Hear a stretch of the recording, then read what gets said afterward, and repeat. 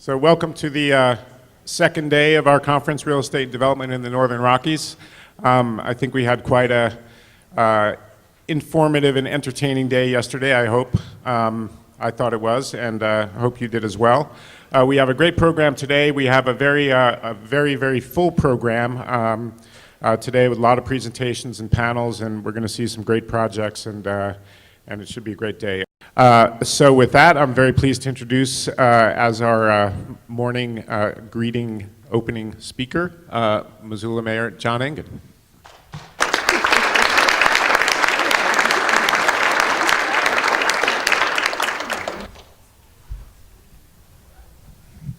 Well, good morning, folks. Pleasure to see you all this morning.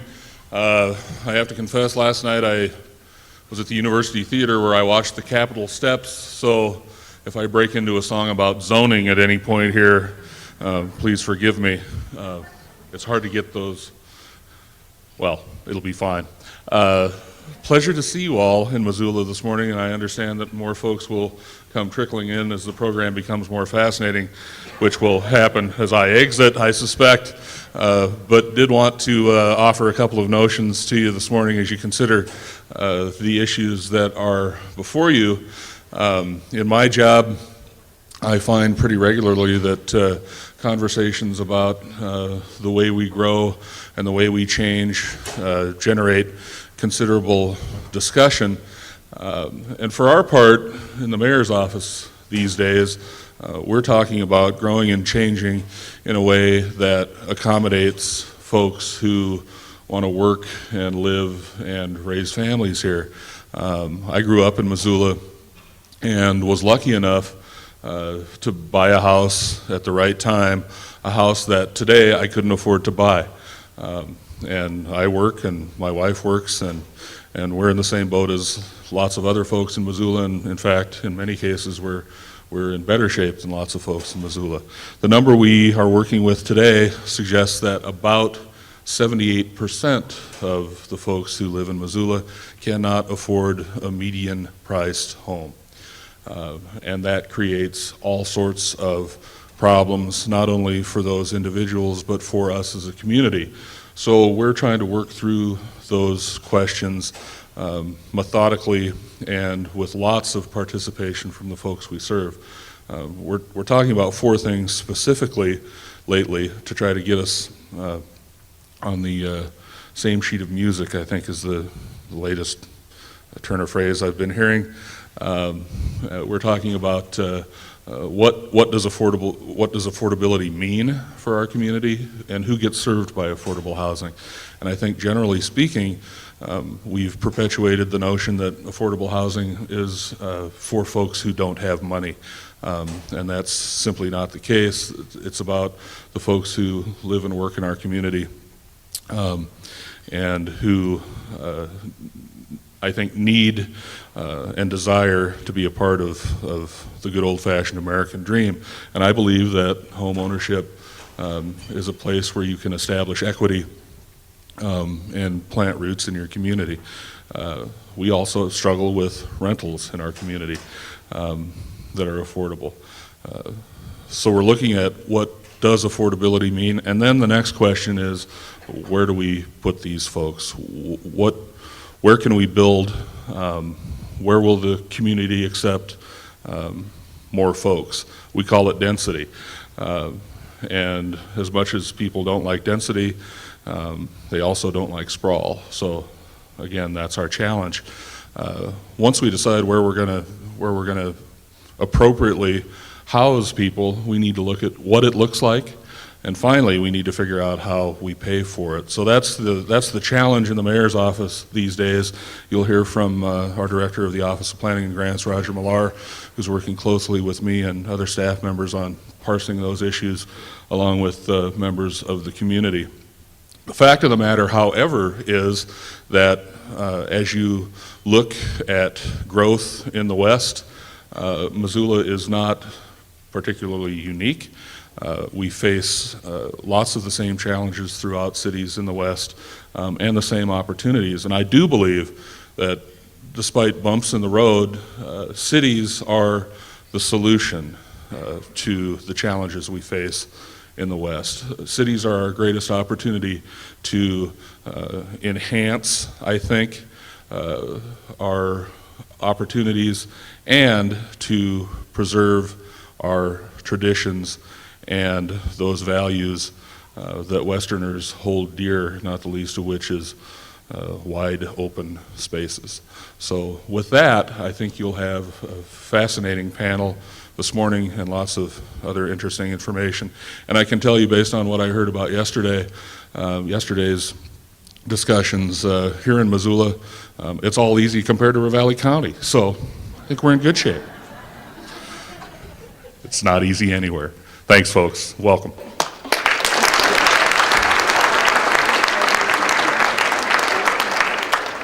Thank you very much, John. I appreciate that. And we are going to try to keep it almost as lively as we were yesterday with Ravalli County. The point that John made about the future being in cities, I think, is quite well taken. And demographically, people always think about as the West and the Rocky Mountain West as a rural region, but it's actually not really true. A very high percentage of people live in cities, and I think that the kind of fate and evolution of cities is very critical to the future. And so that's why for the opening panel this morning, we've called it the New Western City. That was actually partly the suggestion of Roger Millar, of the Director of the Office of Planning and Grants. And so for this session, I'm very pleased to welcome Roger Millar, Director of the Office of Planning and Grants in Missoula, Ron Euland from Butte, and I'm sorry, Ron, I forget the name of your company, Westbred Development. Ron is a developer and also a farmer in the Butte area. John Carroll is here with us from Portland, Oregon, and John has great experience in the redevelopment of that city over a long period of time. And Jeff Krause, the mayor of Bozeman. So if I could welcome you all on stage.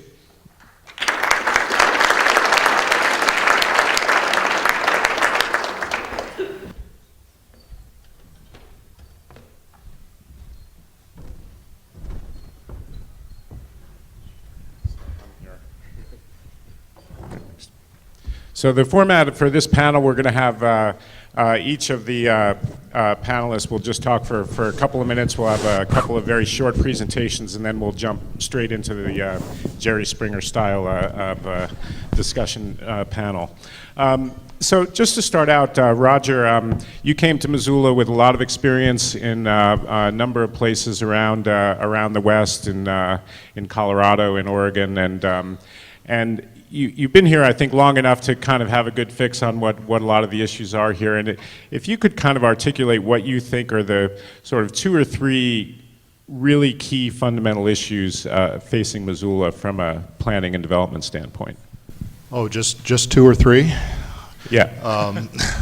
Missoula is in a unique position, and one of the things that I found, coming to Montana from experience in Oregon and Colorado, and then a brief respite in Washington, D.C., the perception is that Montana is a rural state. I did a little quick check this morning. 7 cities in Montana encompass 40% of the entire state's population. In the first 7 cities, those 7 cities take up 0.5% of the land area of the state. And I think if you looked at the suburban area around those 7 cities, we'd be easily well in excess of half the population of Montana, yet we're perceived as a rural place. It's really not the case. Montana is a agglomeration of very urban places with the wonderful rural opportunities around us. The other thing to know about Missoula is that we're growing. I want to make sure these numbers are accurate because somebody will call me on them if they're not. But see, Missoula County as a whole between 1990 and 2005 grew by 21,300 people. All but 1,300 of those people are inside the city limits of the city of Missoula. The balance of the county, you know, with 19,000 new people in the city, the balance of the county accommodated another 1,300 people. And if you look at our wastewater service area, there was probably a net decrease in population in the other parts of the county. So we're a growing place and we're an urban place. And in terms of issues that are before us, transportation is a huge concern.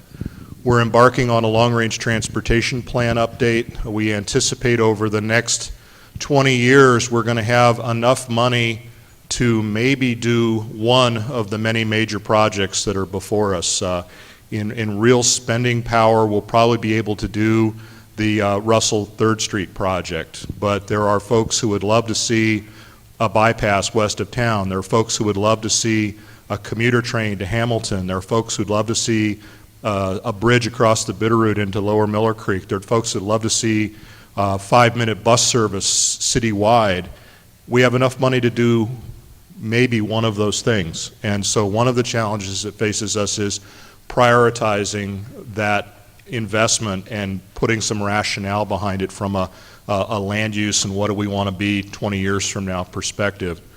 Another problem or another challenge or opportunity that we face is the urban fringe. My office, the Office of Planning and Grants, deals with both city issues and county issues, and most of the contention that we run into, aside from the occasional planned neighborhood cluster, most of the contention that we run into is on the urban fringe. It's issues in the Upper Rattlesnake, issues in Miller Creek, issues in Orchard Homes, Target Range, issues in the Y or out Mullen Road. Those are the places that are urbanizing. A lot of the folks that have been there for a while moved there to escape the city, and by golly, here comes the city again. At the same time, we need to provide wastewater services. We need to provide other urban services to those places to protect the place that we love, and we need to make sure that those folks are a part of the deal. So the urban fringe and how we address the urban fringe is a huge issue. Last but not least is our regulation. Our zoning ordinance in the city is the original 1932 national model zoning ordinance. We still have the A zone in Missoula, which is fairly unique, but that comes to us from the Great Depression. And we've had 2 failed attempts to update the ordinance since 1972. We're in the midst of a 3rd attempt to do that, and what we're doing right now is listening to the community. You know, I say probably too many times, if you're not doing something with people, they assume you're doing it to them. And so what we're doing on our zoning ordinance is making sure that the community is on board and that everybody who has something to say about it gets their say before we begin to put pencil to paper. Thanks, Roger. And if I could just follow up quickly on two of those things. So big transportation projects, Russell and 3rd, Western Bypass, the rail line of the Bitterroot, and 5-minute bus service around town. Would you just say that those last 3 are just kind of not going to happen and we should save our breath in talking about them? Well, we need to prioritize what we're doing. You know, are we as a community going to continue to grow the way we've been? If we continue to sprawl all over the map, we need to make transportation investments that support that sprawl. If we're going to not grow in Missoula and say, okay, all the growth goes to the Bitterroot and all the growth goes to Frenchtown, Lolo, places like that, we need to design transportation systems to serve that. If we say we're going to accommodate growth by growing up instead of growing out, we need to invest to accommodate that. I think there'll probably be some combination of that. I don't think anything's off the table. One of the questions we've been asked, if there's no money, why plan? When you have no money is specifically when you should plan. I think if we plan right, there's the chance that some money will come to those plans, and if we plan right, we can get the community behind that investment rather than not getting anything done while we bicker about it. Thanks. Jeff, how do you see the questions in Bozeman as being similar to that, and what do you see as kind of the critical issues you're facing? Well, you know, critical issues, money is always a critical issue, but I think in Bozeman we've found that we're not as far apart in what it is we want to see our community. I think community vision is the big deal, and I don't think that whatever ideology we have, we're not as far apart in how we see our community as maybe some other communities in the West. You know, what stands in the way of what it is that we want to be as a community, I'd say we met the enemy, and it's us. You know, the three biggest obstacles to quality growth are probably politicians, planners, and the public, you know. And there are a lot of realities. I mean, you know, and the realities are, some of them are, we have this kind of rhetoric where, you know, you say greedy developers and cookie cutter subdivisions, and you can't even, people won't even separate those ideas from what they are, and won't even look at them, even though we know, for example, that half the baby boomers in the country were raised in Levitowns and little pink houses for you and me, and that, you know, when we go back to remembering the middle class and how we keep them in our town, and that is a big issue. How do we keep the middle class in towns such as Missoula and Bozeman and Whitefish and others? How do we keep the middle class there? We got to remember that, you know, that we were raised in small houses and not too huge lots, but you know, a big enough lot to have a catch with Dad in the backyard. And how do we integrate that into what maybe planners would like to see, which is you know, high-density stacked development. You know, I don't know that everybody wants to live there, and so we have to recognize market forces. You know, it's not true that infill causes sprawl. Infill doesn't cause sprawl. I read that somewhere in the last few days. But what causes sprawl, of course, is chasing cheap land on the edge of town. And if people let developers chase cheap land on the edge of town, then you're going to get sprawl. And you know, one of the things that stands in the way of better development is something that I think almost all county commissioners run from. Doesn't sound like yours do, but and that's called county zoning. I'll just mention that once or twice as I'm going along, but you know, somehow you have to, when you have tighter design standards, it's like squeezing a balloon, and you start to squish out little pieces of it, and you know, what we've seen in Bozeman is that squishing out actually extends into other counties now, and we see a huge development in Broadwater County. Ed, are you out there somewhere? And we see a huge development. We're beginning to see Livingston develop that way, as you know, and essentially they're all driving into Bozeman. So it's hard to squeeze that balloon to the point where you're squishing it out 40 miles, and yet, you know, we're still only a community of 40,000. So recognizing that we can be our own worst enemy. You know, I think embracing height is one of the things that we struggle with in our community, but I can tell you right now, we're going to, on November 3rd, we're going to listen to a proposal that'll have as many as 14 7-story buildings. We've approved a 6-story building in downtown, and I think we'll see 4- and 5-story buildings downtown. We're building a 4-story parking garage downtown. Height is part of the solution. Mayor Engen talked about density versus sprawl, and you got to add height to that too, because you can build up or you can build out. Recognize that people don't move to Bozeman or Montana to you know, to stack themselves up in a big pile, although some people do. I think we've proved that you can build residences downtown in height, and people will live downtown because that's where it's at and that's what's happening. But the flip side of that is not everybody's going to want to do it, you know. And I just have to go back to this idea, the field of dreams. What kid wouldn't have a catch with his dad, you know, in the backyard? Well, what planner would design a backyard where a kid couldn't have a catch with his dad? So, I'm not beating on him, you understand, but we do have Ravalli County to sort of, you know, as the model here today, so we got to live up to that. You know, transportation issues are huge. I think they are. But the truth is, you can design streets if you recognize, hey, people are going to drive cars, and they may be smaller cars, and they may be hybrid cars. But I remember that huge coming-of-age day when I stopped riding the bus and got myself a car, and I bet a bunch of you remember that, and the freedom and the time it saved me and everything else. And so, you know, I'd love to be the mayor that pushes public transportation, except I feel a little hypocritical in that I won't be the mayor that rides public transportation. So, you know, I think we have to recognize that we're going to build streets for cars as well as bicycles, as well as pedestrians, but recognize those other two are critical components too.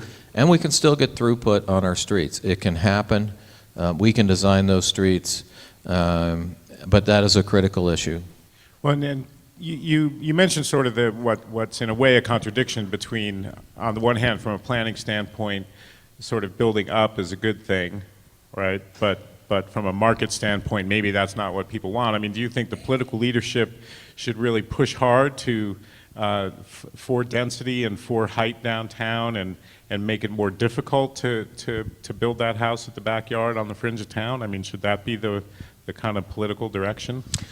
Well, no. I'd say recognizing that we want to capture our middle class and keep it in town is a big part of what politicians should do, is find a place for the middle class. And, you know, we just passed an affordable housing ordinance in Bozeman. I think Bozeman's the first city in Montana to actually have a general tax to support affordable housing. We levy 3 mills, I believe it is, to sponsor programs, and we have an affordable housing ordinance.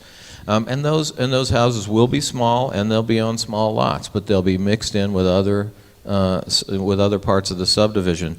I think we've sort of reached the point of no return in Bozeman, where actually we're looking at 3,500 square foot lots, and I don't know, it looks like to me somewhere between 5,000 and 7,000 square foot lots are about, you know, that's where you begin to reach market resistance. So in the neighborhood I live in, which is probably the last neighborhood that will be built like that in Bozeman, where I have a 12,000 square foot lot, you know, there's maybe one for sale sign, and in the neighborhood, let's say over on the northwest side, where the lots are anywhere from 3,500 to 6,000 square foot, there must be 200 for sale signs. So yeah, I think there's a resistance to the market. You know, when we talk about building up, we have some building up in Bozeman, but one of the developers that did that right downtown is coming back to us and saying, hey, can we do some single family stuff too? And I think that's a recognition that the market isn't ready to accept totally this idea of up. And you know, when you squeeze that balloon, what happens? You get a subdivision in Manhattan 20 miles away, 1,200 unit subdivision in Manhattan 20 miles away, where people are going to build out there, and they're going to drive every day from their 10,000 square foot lot in Manhattan and drive through the city of Bozeman and up to Montana State University to go to work. So got to recognize we want to keep them in town, and that there are market forces that we have to recognize to keep them there. Right. Roger, you had a comment on that? Just something to add. The mayor, I think, very accurately describes the dilemma that we're facing as communities. We're looking into the future. The market is changing. The Environmental Protection Agency did a study about where people are going to be living 25 years from now, and nationwide, and I don't know whether this applies to Montana or to, you know, Bozeman or Missoula in particular, but nationwide the estimate is that 25 years from now we'll need 30 million fewer large lot single family homes than exist in the United States today. That the demand for that is going down because the demographic is changing. We're getting older. We've got empty nesters. We've got people, you know, coming into their inheritance from the greatest generation. We've got the service economy have-nots. There are a lot of people that they don't move to Missoula to mow a lawn. They move to Missoula to enjoy the greater outdoors. And I think the problem we've had in the past is that our development has been one size fits all. We've got what you want as long as it's a quarter-acre lot with a house on it, and we need to start building that product still, but more of the different stuff, because that's where the market's going. And I think we need to develop our rules and our regulation and make our investment as a public entity in acknowledgement of that market shift and hopefully moving it along a little bit, because it is a better public investment if we do have that compact development. Don't abandon the large lot, but understand that it's not the only thing out there. Ron, Butte obviously has a rather different set of issues than Missoula. You've already got a lot of up there, for one thing, and I think the issue obviously in Butte is not so much containing the growth, but rather igniting growth and development, and you've been a very central player in some of those efforts. So if you could just give us a little, I think you got a few slides, if you could show us a little bit what your vision is for Butte and how you think you might be able to develop that into one of the great new western cities. Okay, well, let's pass on my slideshow because I want to build off the momentum that these two were just talking about. I really believe Butte's a diamond in the rough right now because of what you two gentlemen were talking about. My own personal experience, I had 2 condos in Seattle and Denver in my business travels and arrangements. And when I moved back to Montana, I was looking for office space, and I stumbled along needing office space, went up to Butte and looked at this old office space in this building. The guy quoted me a price, and I thought that was for my office space, and that was for the building. And it just emotionally overwhelmed me to think that this ornate building, the Metals Bank building in Butte, could be of that value. So we took advantage of that situation, and I had some instinctive feeling of what you guys were talking about. There is that segment that wants to live in the inner city, retired age, like I went through there for a while, and they want to live in the western mountains. They want to get to the outdoors quickly. They don't want to be in Seattle or Denver or whatever, so we developed this project. And voila, it's selling out faster than we can get the condos arranged in Uptown Butte. Members are Atlanta, Seattle, Washington, D.C., natives of Butte who have come home, etc. So I think there's a larger segment here than we've tapped at. And when I had my condo in Seattle, we had a lot of discussions around this, that the condo market is a growing segment of society in America. And so with Butte and its 2 million square feet of available infrastructure in Uptown Butte with that historic destination to it, I think it's the real diamond in the rough in this Montana strategy that you two were addressing earlier. So this notion of people, of the changing demographic and people wanting to live in a more downtown setting that you referred to, that's something you think you can really play into? It's there. I'm telling you, it's there. It's happening. Will you be affected much by we heard Chris yesterday give a very bearish outlook on the market on the housing market as a whole. If some of the kind of price pressure, especially in Bozeman and Missoula, which might help drive people to Butte, if that sort of goes away for a period of time, is that going to impact your plans? Well, I think there's a lot of things in that favor. I don't, Missoula and Bozeman, Kalispell, et cetera, and more importantly, Seattle, California, et cetera, would have to come down considerably. I mean, the price variance is getting so far apart that there's a lot of gap there for Butte to survive through for a lot of years. So I think Butte bottomed out a few years ago, and I think it's on its way back now for a lot of years. Thanks. John, you've been very active in development in Portland, and we're especially pleased that John made the trip here, and I think that Portland is obviously a much larger city, much further down the road in a lot of these issues, and you've been very involved, especially in the redevelopment of the old downtown near the river there. And so maybe if you could just kind of give us a little bit of overview of kind of what you did there and how you think some of those lessons might apply to what we're doing here. And I know you have some slides as well, so. I have a little trepidation after everybody's passed on their slide presentations. No, feel free to show your slides. If I might.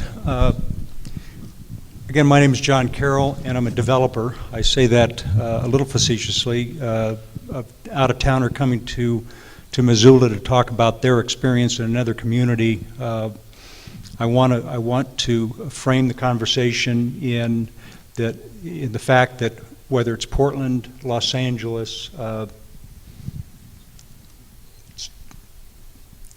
how are we doing here? Yeah, you got to switch off the iMac there.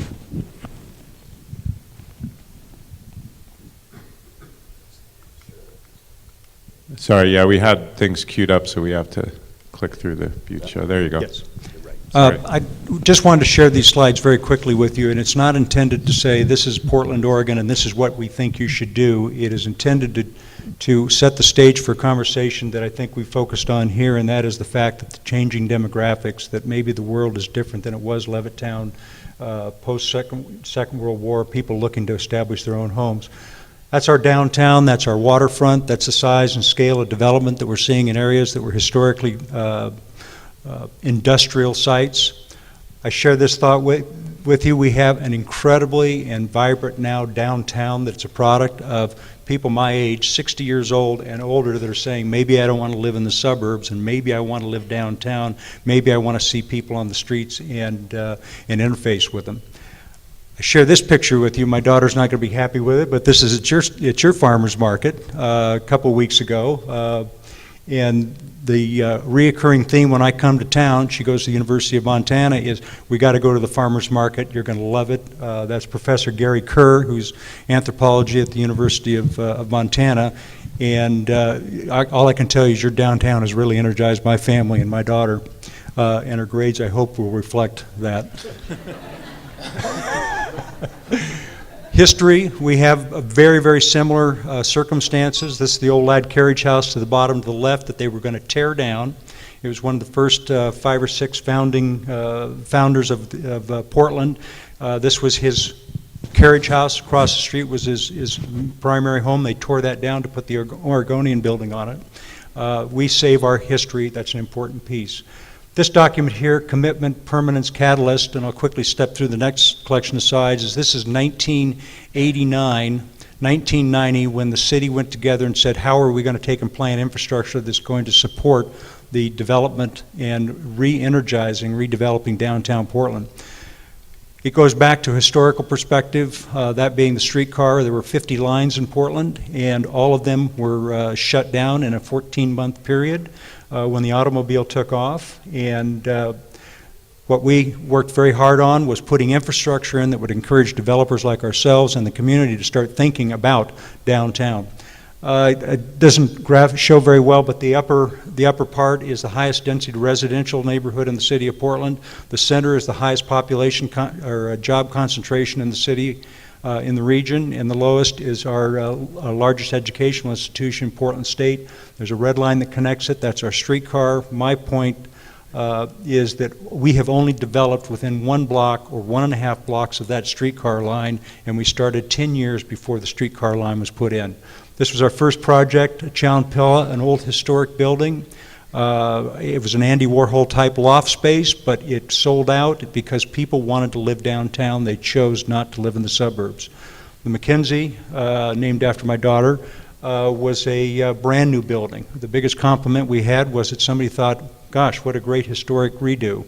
And it is our favorite building to this day because of the scale, and we'll talk about scale in the context of your community. REI, you have an REI out here. They moved their REI store in from the suburbs to downtown. This is their second highest volume per square foot sales in their entire system in an urban center. And we put it in 125 units above, just in the spirit of strengthening the urban environment. Streetcar line, this is again, just clicking through these projects, these are all oriented to the streetcar line, the Gregory, the Elizabeth, the Elliott, which we just finished this past year, all on the streetcar line. The average age in this building of buyers is 10 years older than any building we've ever previously been involved with, which is a huge number when you think about the statistics.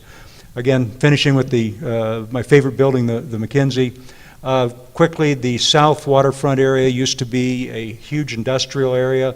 You can see the land is just vacant, old rail uses, mill uses, a collection of things. Came together and put together a master plan for the site. I got to be real honest with you, I'm not sure I agree with the density and the scale of the buildings that they put there, but it made it through the system, and they've got 7 or 8 buildings that are up in the air and operating as we speak. And again, I question whether or not the density at that particular location was the right one, but it connected to Oregon Health Sciences University, 39th largest research facility in the country, and there has been some huge economic development associated with it. The last two pictures, just quickly, just to demonstrate that it's a very social environment around the urban center and with this infrastructure in place. Streetcars aren't intended to be the L lines in Chicago where it's blasting through and it's not a comfortable place to be. It's intended to be a comfortable place. This is my daughter, she'll go crazy again. This is the opening day of the streetcar line, and she was on the streetcar. The thought, and you gave me about 4 more minutes or 3 minutes. The thought being is that we can't take our plan and drop it into Missoula and say that it's going to work. What I can share with you is that our plan is very, very similar to the one that the process that you're going through now, which is going out, talking with the stakeholders, bringing them into the room, having a conversation that unfolded yesterday. If you could create that environment again, Jonathan, I think there would be a lot of animated interest. I had plan your growth, and this is a real challenge when you talk about economic over qualitative improvement in your community. It's bad. You've got to pick your battles. But from my perspective, and it's what we did in Portland, was we wanted to save our river, we wanted to save our parks, we wanted to plan for the younger community, we wanted to plan for the older community. We wanted to make sure people were going to stay in town and put the infrastructure in place there to take and support that population. While you have the chance, get the bicycles in place, get the mass transit in place, make it a walking friendly community. As you look down the road, I think your downtown is unbelievable. Architecturally, I walk around, I'm amazed. You have some scale of buildings and some streetscape. As you well know, just walking down there feels very safe and it works very well. How do you get the projects, the redevelopment, the planning effort that we've accomplished in Portland? Even though it is challenging from time to time, engage the community. I'm not being facetious. You're going to have the most thoughtful people sitting at the table, and you're going to have a collection of wackos. And I'd be very clear with you. And you've got to listen to them. We won't count you as one of those. I have been called a wacko from time to time in the development business. But engage the people in the conversation. The strangest ideas generate some incredible ideas for the community. And I just want to open that up because as planners and as city officials that make so much money, it is just so great to get punched in the nose and you feel gratified for it. I'm being facetious. You guys are at risk, and if we can create an environment, if your community can create an environment where you feel empowered and you feel as though you're having positive input on what's going to happen in the next 25 years in your community, that's a good place to be. Open the door to that conversation. John, if I could ask, the state of Oregon had a very ambitious statewide land use planning regime, the green belt around Portland, which I think was sort of popular for a while and then created a huge political backlash, which resulted in that being essentially appealed by voter referendum. And I wonder how much that set of very heavy development restrictions, which would never fly politically in Montana, frankly. To what extent was that a factor in driving what happened in Portland? In other words, basically you can't sprawl, so you have to live in town. That effort was Land Conservation Development Commission. It was called Senate Bill 100, and it was serendipitous. It occurred during the worst economic cycle in Oregon's history.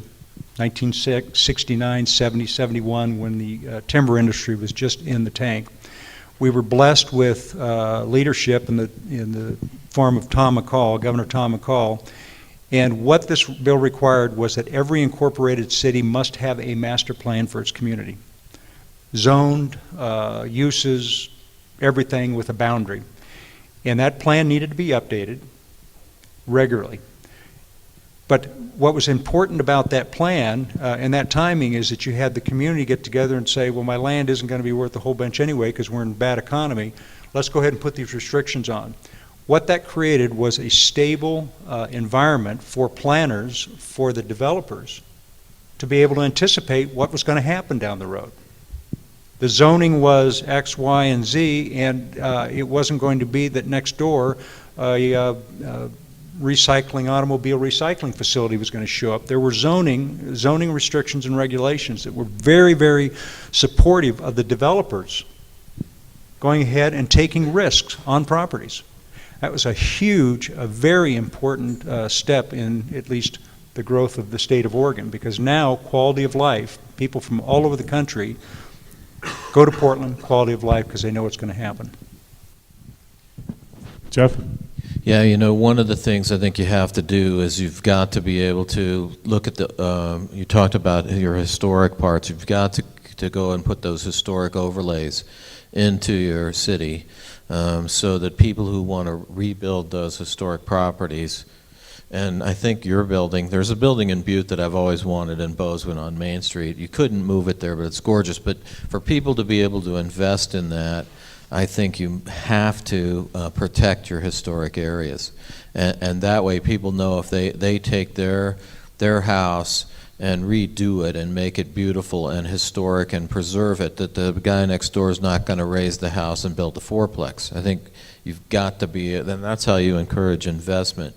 It's interesting sitting up here listening to you talk about demographics. I have to talk about this for a minute, and it's bragging. Here's you know, 5 old guys. I guess you don't quite qualify, but 5 old guys talking about demographics. Speak for yourself. Yeah, you know, I didn't have a gray hair until I got married, but that was 22 years ago. Bozeman is the youngest community in the state outside of the reservations, and we're building a new middle school, we're building a new elementary school, we're looking to build a new high school. Should have been done long ago. The truth is, I believe that we're part of our vibrancy of our economy is not just because we appeal to the boomers that are retiring, but because we have room to grow and we have a way of growing that and a way of, you talk about quality of life, a way people can move there and they can start a business or they can join an employer and they can raise a family. And so when I talk about having a catch with dad in the backyard, I really do mean that we still need the stuff that you say we don't need. Why don't we need it? Because we have a very young population of people with families. Some of them will choose to live in town, a lot of them will, but a lot of them want at least a little something there. So, and so you do design, you have to have parks, centralized parks, you have to really increase your recreational facilities. But I think, you know, having a young demographic is what is desirable. When you listen to the Center for Rocky Mountain West, for example, they talk about how do you attract a young demographic. And so attracting, I don't think Bozeman has to do anything to attract boomers. And I, you know, other than preserve the amenities that we have and the kind of town that we have, and we've taken steps to do that. And if you haven't taken steps to do that, you need to do it. But I think the flip side of that is if you're going to attract the younger demographic, you've got to have an economy. And let's not forget that cities are all about having commercial economies. And so when I say we've got to have some Levittowns, it's because we have literally hundreds of people moving there from other parts of Montana with young families because they believe that they can then make a go of it there economically.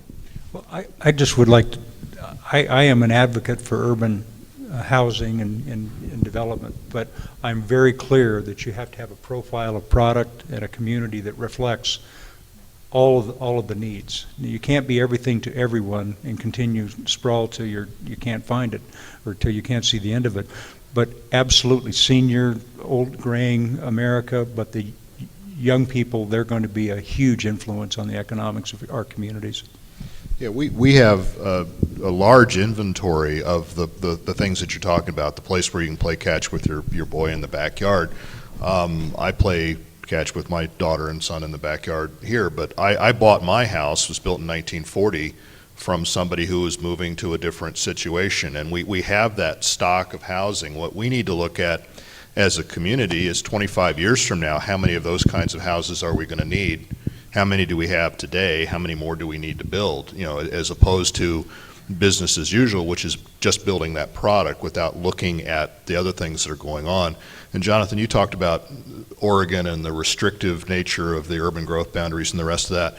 I think the lesson to learn from Oregon isn't the restrictive part. I think the lesson to learn from Oregon is that rather than finding creative ways to say no, what Portland did was made it easy for people like John.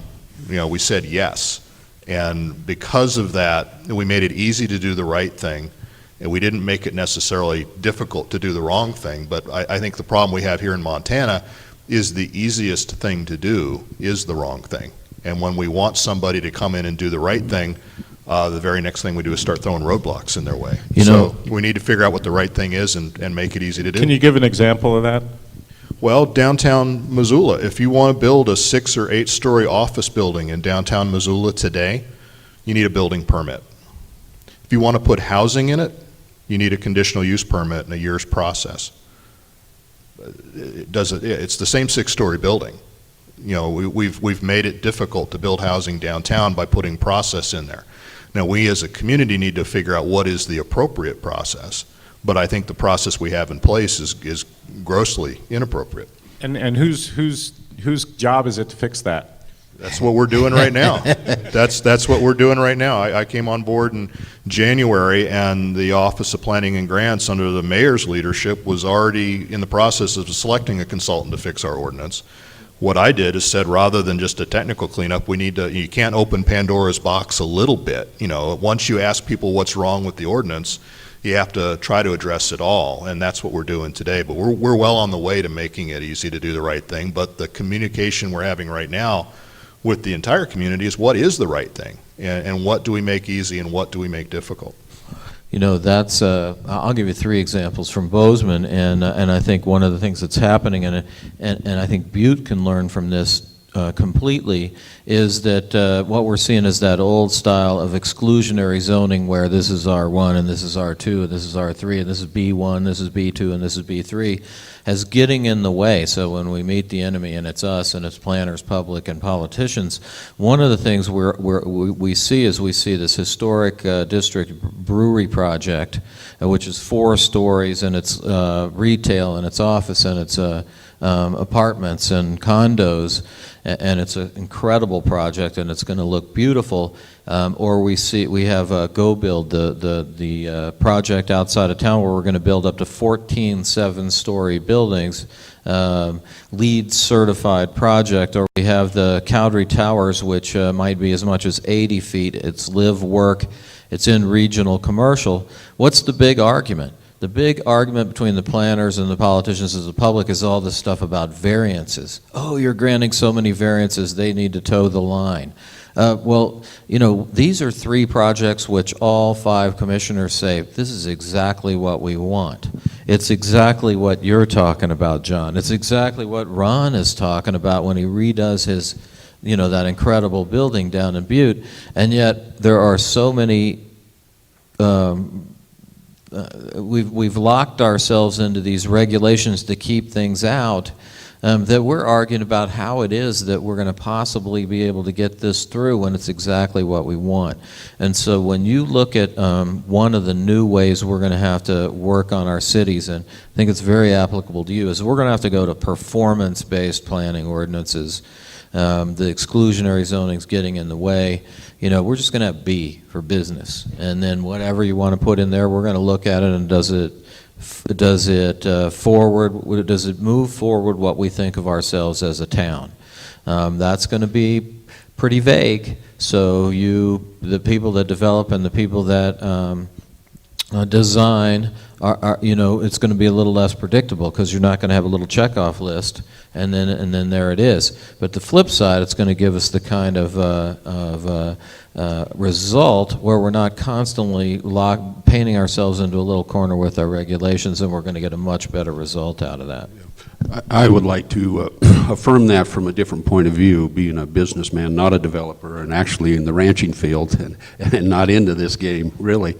I think it's important what John said and what you're getting at, Jeff, is do have that plan, because as people come to your community, whether it's business or real estate developer or housing people, they want to know that plan, and they want to know it simple And the more simple you can make it, the more things will work out and the more you'll be attractive to the outside communities. I have a case in point, the tiny community of Conrad up there. We located a defense contracting business up there. Smaller scenario, less people to deal with. They were able to make decisions. It was real clear what they could do and not do. Boom, it happened in a couple years and our business is up and running and doing very successful. I know in the Butte situation, we're locating the CCAS plant there in the Port of Montana. That Port of Montana was a designated, strategically thought out thing with the governor's office, et cetera, in time. Boom, it happens. You can make decisions, move on. So you're on the right track. I just challenge you to move quicker to get that clarity of vision. And Missoula has a history of doing these things, you know, your damn coalition where you all rallied together and got done what you thought you needed to get done, et cetera, et cetera. I just challenge all communities, get together as a community, do it. And I think these downtown old historic sites are just ripe for developing, like you've proven. And we're seeing them across America, that these downtown sites, in our case, it's uptown site, they're there. If the community just galvanizes, does it, and then developers, buyers, everything, it just happens. It's motivating, it's fun. Yeah, if you can make it easy to do the right thing, it also has to be in the right place. Now, Missoula has a history of very progressive planning. The stuff here, I mean, one of the reasons that I was attracted to Missoula as a place to raise my family was that it's a progressive place. But it's been one size fits all. We come up with a couple of tools for urban revitalization, regeneration. We apply them across the board, and the development community takes them into the neighborhoods that are stable. And what we need to do is we need to identify the areas of stability and preserve and protect them, and the areas of change, and provide the tools to make the change a positive change, and get away from this, you know, battling over trying to do the right thing in the wrong place, which has happened in Missoula time and again. What is the role of kind of money and investment in all this? Because, you know, we heard you starting out saying, here's, you know, transportation is the critical issue. Here's 5 projects. We can only pay for one of them, and even that one, you know, Russell and Third is going to take, what, they're talking 15 years now or something to do that project. And I don't know this for sure, but I think that in Portland, there's a very different and higher tax structure, and I think there was probably a lot of public investment involved in creating the conditions that enabled you to do what you did in downtown Portland. And so, I mean, do we have the kind of tax and revenue regime in this state without a sales tax, you know, that can make these kinds of things happen? Well, let me share that it never is as easy as it looks from a distance. And while Portland has financed infrastructure, has taken the lead in a number of issues that are spreading around the country, financing public investment is a challenge, whether it's here, Bozeman, Butte, Missoula, Portland. So it is very important to realize that you're still going to have to go to a degree back to the public and say, are you going to make this investment? By way of example, downtown. What is your intent for downtown Missoula? Is it do you want lights on after 5 o'clock when business is empty and residents come home and are on the streets, accessing the cafes, the retail spaces, walking the streets, putting more eyes on the street, making it safer? That has some economic value.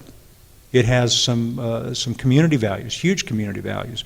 So I think full circle, and then you get back to the financing, is that I think you have to really be clear about what your intent is. And your intent is that we want downtown to be vibrant, our experience is downtown, and we've done suburban projects, but we've chosen to stay downtown. Our intent is to make it a safe place for my mother to walk, my daughter, my wife, myself, family members to walk, and that means the lights are on, not 24 hours, but they're on a great deal of the time and create a safe environment. That you can start leveraging with the community for financing. Yeah, I think the money is there. It's going to be tight everywhere, and you know, quite honestly, as somebody who pays taxes, I'm glad to see that it's tight and it's difficult, because I would hate to live in a situation where it was flowing from my pocket any faster than it already is. But, you know, when I look at public investment, traditionally public investment's kind of like my little boy. He'll mow the lawn and then he'll come up and say, I mowed the lawn, give me $5. It's like, well, you know, thank you, but no. The public sector, we built the street. Now, business community respond to that. Business community says, thanks for the new street, and goes on about their business. Or it's even worse, like my daughter who picked my flowers and say, isn't this a beautiful bouquet? You know, that's something that's counter to my interest.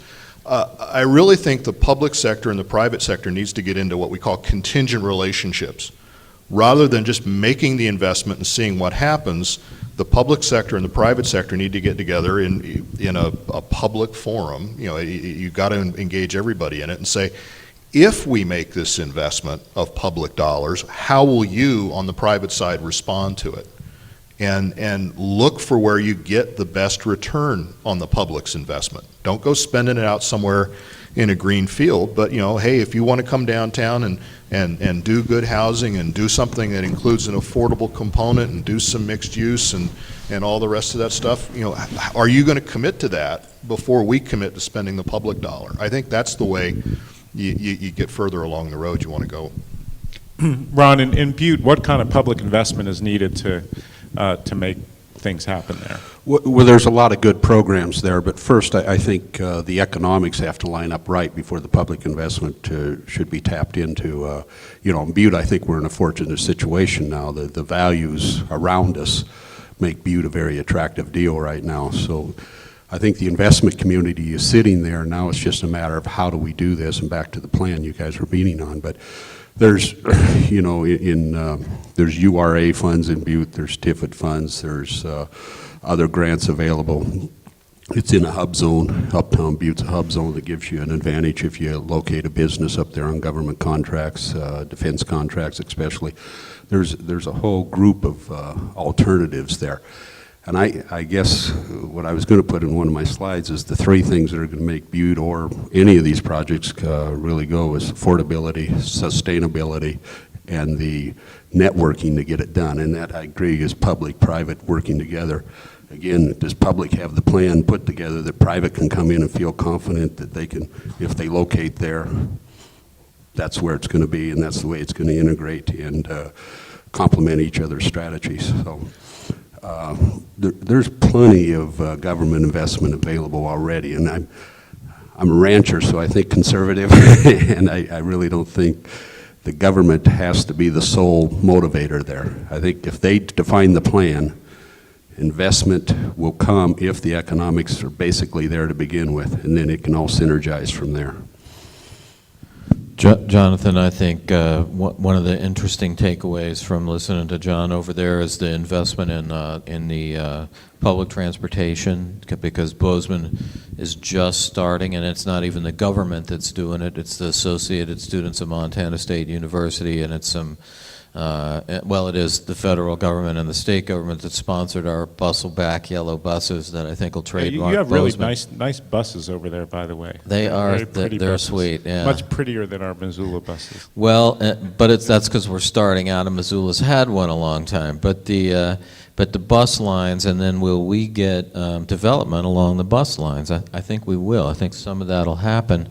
I think the key, though, is to go out and say to people that are developing, they're either developing the communities that we're talking about, or they're developing this commercial, is to say, hey, you want a bus line here? It's going to require a subsidy, and that becomes part of our design, our overall design standard, our overall vision.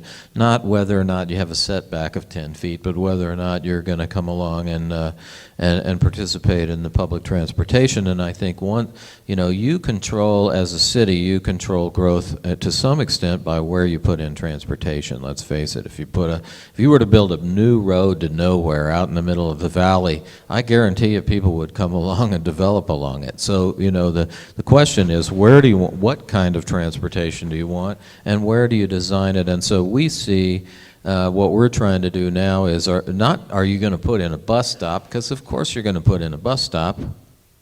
But you're going to put in, but what you're going to do is you're going to help subsidize that bus route so that they'll come to you. So you got people coming by your door, they're coming by your retail, they're visiting. They have an easy way to get to the university, because we really have sort of a monolithic employer. You know, Bozeman, a town of 40,000, with Montana State University and the hospital and a couple other things. But really, you know, how are you going to ride that bus from where you live up to the university, and is it going to take you 15 minutes? And I think the more developers that get onto that bus, if you will, I think they'll be more successful in it, and it'll cause some of the density and the kind of things you were talking about without that onerous sort of totalitarian regulation that I object to as a free market kind of guy. Thanks, Jeff. We do have a few minutes for questions, comments from the audience, if we have any. In the back.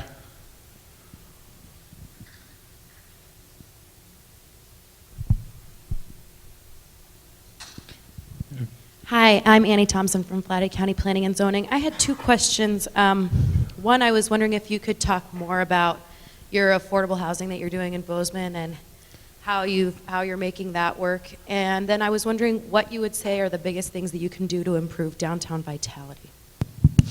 Downtown what? Vitality? You got to have people live in downtown. I think that's the biggest thing. You must have, and some of that has to do with height.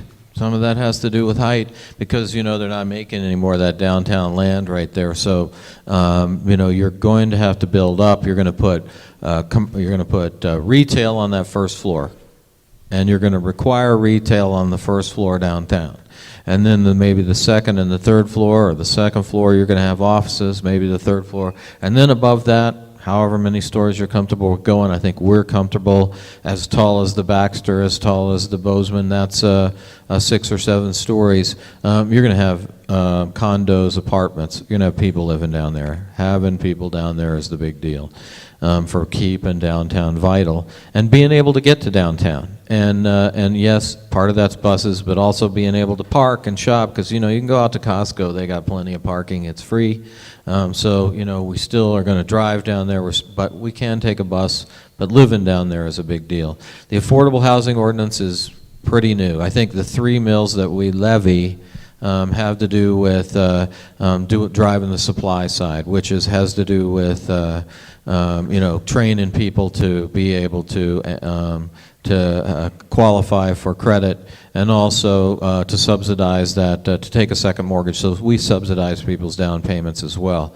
The ordinance itself does a couple of things. I think it's small houses, when it's a single family houses, and we're going to do them. It's aimed at workforce housing. So it's aimed at the person that makes I'd say $38,000 to $60,000 a year. And if you gasp a little bit at that, let me just tell you that, you know, if you're over in Idaho and some of the popular places there, they're talking about affordable housing for people that make $90,000 a year. So, you know, it's all relative. But yeah, somewhere 38 to 62,000 as a family. We're aimed at that. Small houses on very small lots.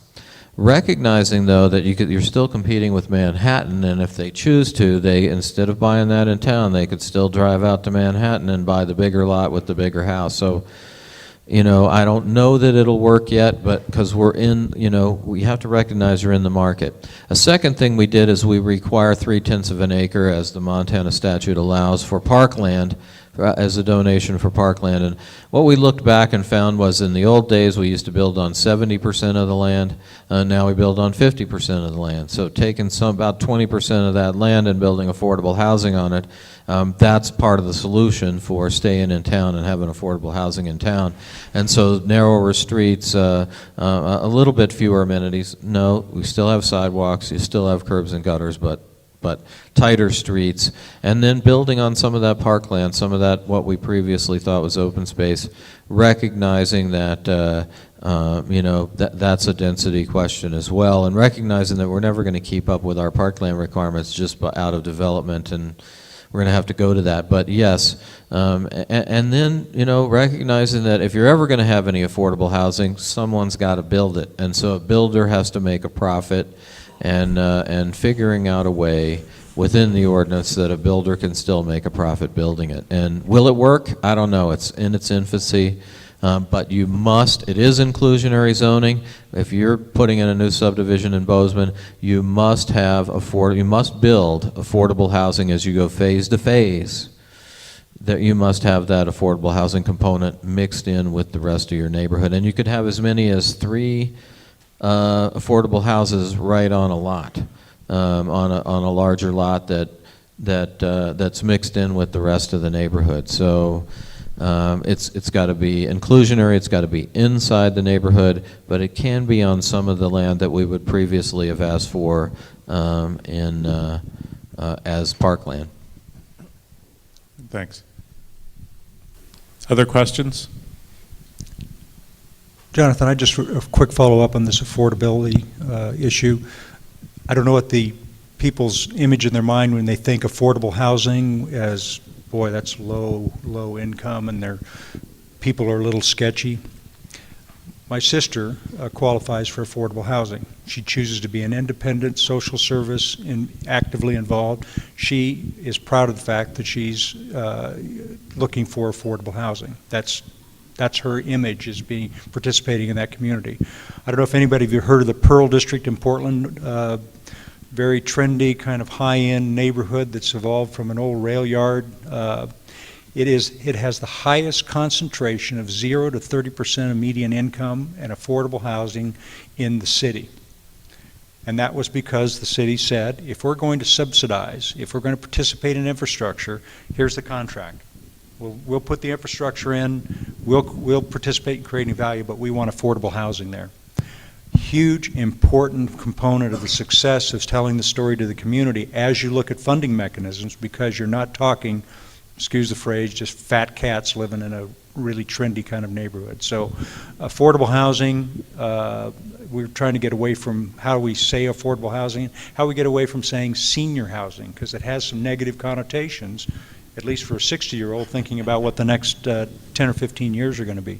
So as you look at downtown, don't shy away from financing mechanisms for affordable housing, because they are important to your service industry and important to your population. I wanted to talk about a couple of other components too. We also defer the impact fees. Now, probably longer than I voted for, but recognizing that anybody's housing still has an impact, so we defer them. You're not allowed to waive them. You still have to have impact fees if you apply them all over the city to everyone. So, but we defer them, and they're paid after a period, after the contract is satisfied, which is 10 years.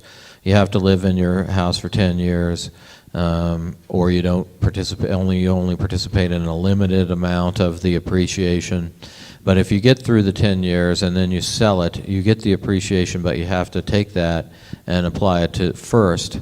The city has a lien on for the impact fees, so we defer the impact fees. We only allow limited appreciation up until you've occupied the house for 10 years. So that's a couple other things. Sorry, I needed to get those in. Great. So I think that should do it for this session, and really appreciate your contributions, everyone. Thank you very much.